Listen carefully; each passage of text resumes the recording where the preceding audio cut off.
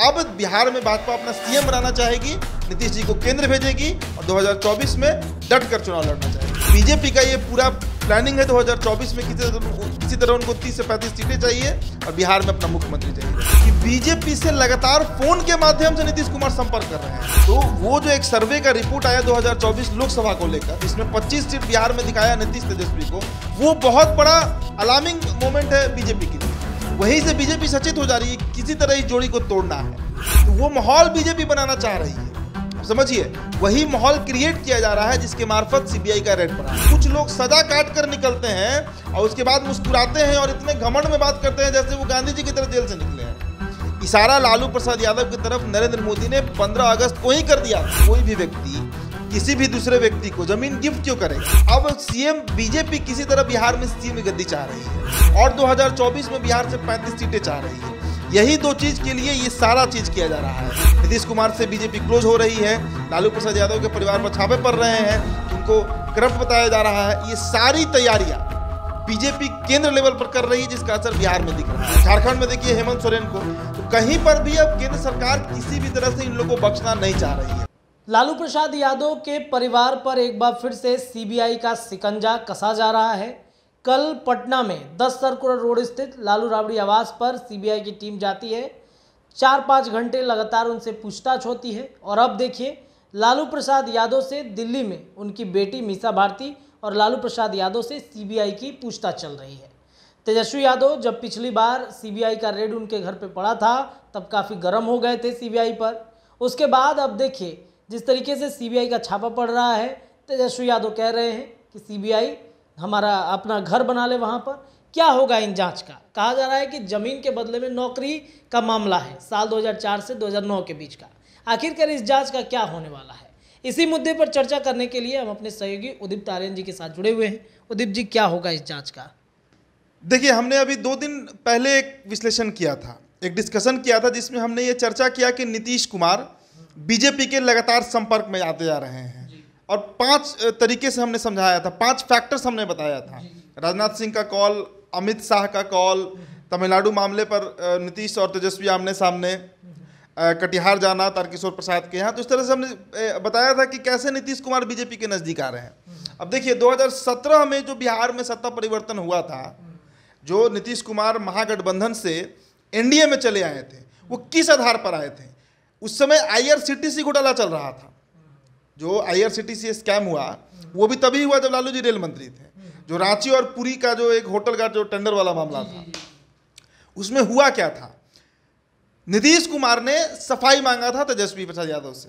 नीतीश कुमार ने कहा कि आपके ऊपर जो आरोप लगाए जा रहे हैं उस पर आप स्पष्टीकरण दीजिए, और तेजस्वी यादव उस पर कोई स्पष्टीकरण नहीं दे पाए थे। खैर ये मामला 6 साल पुराना है, उस समय तेजस्वी यादव में उतनी मैच्योरिटी भी नहीं थी, पॉलिटिकल मैच्योरिटी जो कहते हैं, तो वो जवाब नहीं दे पाए थे और वो एक बहाना बना था। नीतीश कुमार खुद कभी कोई भी चीज़, चाहे श्रेय हो या फिर मतलब क्रेडिट जो है ना, वो खुद पर नहीं लेना चाहते हैं। अभी महागठबंधन तोड़े तो उन्होंने साफ कह दिया कि ललन सिंह के कहने पे वो चले आए महागठबंधन। उस समय कह दिया कि तेजस्वी यादव ने सफाई नहीं दिया। अब सीबीआई का जो रेड पड़ा है, और सीबीआई का ये रेड कोई रेड नहीं है, दरअसल राबड़ी देवी ने साफ कहा कि कुछ पूछताछ करना था, कुछ छापेमारी नहीं हुई, खोजबीन घर में नहीं किया गया है, पूछताछ की गई है राबड़ी देवी से। देखिए मामला 2004 से लेकर 2009 के बीच का है। 12 लोगों को रेलवे के ग्रुप डी में जमीन लेकर नौकरी दी गई, यही मामला है। करीब 1,05,000 स्क्वायर फुट जमीन जो है वो लालू प्रसाद यादव के परिवार को मिला, जिसमें आपको याद होगा कि वो भोला यादव की जो गिरफ्तारी हुई सीबीआई से, वो इसी मामले में पूछताछ के लिए की गई थी। और भोला यादव उस समय OSD थे लालू प्रसाद यादव के। तो मामला कोई हल्का नहीं है, गंभीर मामला है, क्योंकि जो जमीन औने पौने दाम पर गिफ्ट कर दिया गया लालू प्रसाद यादव के परिवार को। अब सवाल ये उठता है कि कोई भी व्यक्ति किसी भी दूसरे व्यक्ति को जमीन गिफ्ट क्यों करेगा? तो मामला तो गंभीर है, लेकिन अभी होली के 2 दिन पहले जो रेड पड़ा है, इसका तात्पर्य समझना होगा। इसके पीछे जो लॉजिक रहा, जो कारण रहा, वो जो समझ में आ रहा है कि बीजेपी से लगातार फोन के माध्यम से नीतीश कुमार संपर्क कर रहे हैं, फोन के माध्यम से जुड़े रह रहे हैं बीजेपी से। और इधर अगर तेजस्वी, देखिए नीतीश कुमार कभी भी करप्शन पर कॉम्प्रोमाइज नहीं किए हैं आज तक। तो अगर एक बार फिर से तेजस्वी प्रसाद यादव को करप्ट बता दिया जाए, उनकी पार्टी को, उनके परिवार को एक बार फिर से जो होता है ना भ्रष्टाचार, उसमें अगर दिखा दिया जाए, प्रोजेक्ट कर दिया जाए, तो फिर नीतीश कुमार के लिए बहुत असहज स्थिति हो जाएगी। नीतीश कुमार के लिए वैसे भी असहज स्थिति हो चुकी है। एक तो लगातार मीडिया ट्रायल में महाजंगल राज की बात चल रही है, वो नीतीश कुमार को असहज कर रहा है। और इसके बाद अगर प्रमाणित रूप से पक्की तरीके से अगर इस मामले में हेमा यादव हुई, लालू यादव की बेटी, या मीसा भारती हुई, या राबड़ी देवी हुई, या तेज प्रताप हुए, या खुद लालू प्रसाद यादव हुए, इनमें से कोई भी अगर उस पर चार्ज फ्रेम हो जा रहा है, तो वैसी स्थिति में नीतीश कुमार के लिए एक बार फिर से स्थितियां वैसी ही हो जाएंगी जैसे 2005 के पहले हुआ करती थी। 2005 के पहले लालू फैमिली नीतीश कुमार के लिए अनटचेबल था, पॉलिटिकल अनटचेबिलिटी जो कहते हैं, राजनीतिक रूप से अछूत। वही स्थिति फिर से बन जाएगी नीतीश कुमार के लिए, और यही कारण 2017 में भी बना था, जो इनको पलटी मार के वापस आना पड़ा एनडीए में। तो वो माहौल बीजेपी बनाना चाह रही है।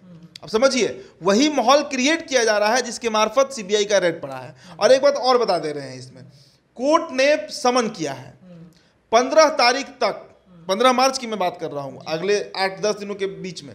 यह भी हो सकता है कि किसी व्यक्ति की इसमें गिरफ्तारी हो जाए, क्योंकि लालू परिवार के अलावा भी 12 लोग अभियुक्त हैं इसमें। कोई भी जो पूरे 15-20 लोग जिन पर यह केस चल रहा है, उसमें किसकी गिरफ्तारी भी हो सकती है। हो सकता है कि लालू परिवार से ही वो व्यक्ति हो।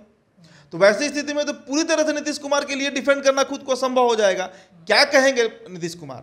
अगर जनता पूछेगी कि भाई जिस मामले में जिस पार्टी के सभी लोग, जितने लोग, लगभग सभी लोग आरजेडी के ही हैं, उसमें अगर इतना बड़ा स्कैम हुआ है कि केंद्रीय मंत्री रहते हुए, रेल मंत्री रहते हुए लालू प्रसाद यादव ने जमीन लिखवा कर नौकरी दिया या जमीन गिफ्ट के रूप में लेकर नौकरी दिया, तो ये कितना बड़ा मसला होगा।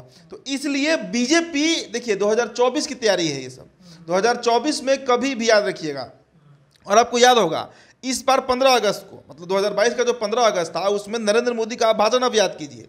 नरेंद्र मोदी ने क्या कहा था कि कुछ लोग सजा काट कर निकलते हैं और उसके बाद मुस्कुराते हैं और इतने घमंड में बात करते हैं जैसे वो गांधी जी की तरह जेल से निकले हैं।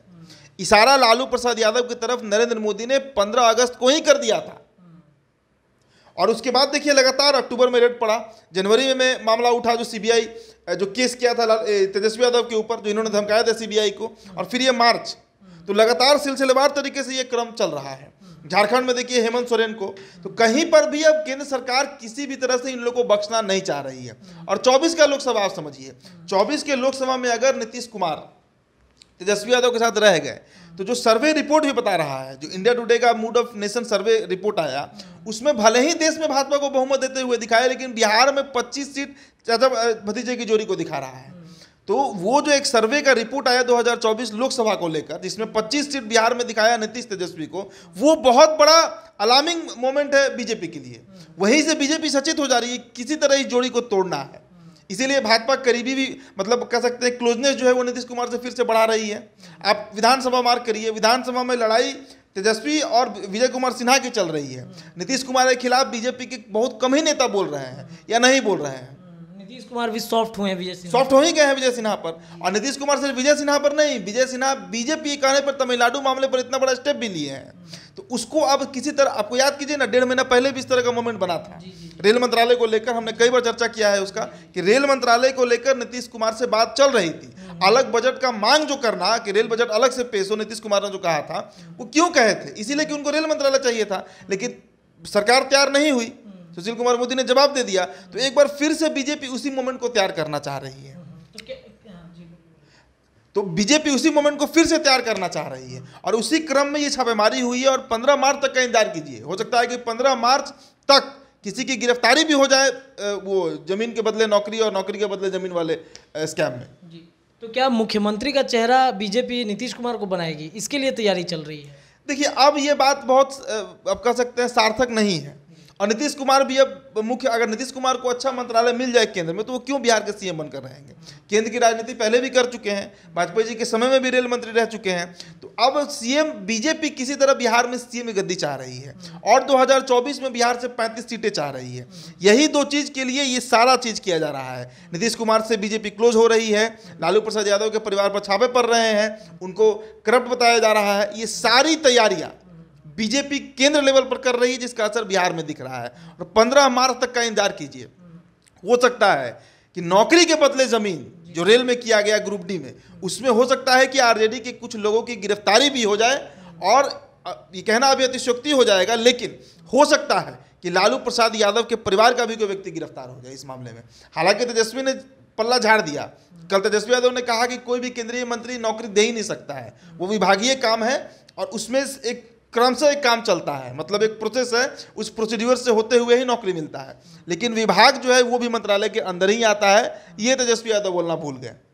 तो हम ये नहीं कह रहे हैं कि लालू प्रसाद यादव ने करप्शन किया, लेकिन सीबीआई के पास जो साक्ष्य मिला है, जो भोला यादव के स्टेटमेंट्स रिकॉर्ड किए गए हैं, कल जो राबड़ी देवी के स्टेटमेंट रिकॉर्ड किए गए हैं, उसके आधार पर 15 मार्च तक जो खबरें आई हैं, ये हो सकता है, ये मतलब कहना अभी जल्दबाजी नहीं होगा अब, क्योंकि अब 8 दिन 10 दिन बचा ही हुआ है।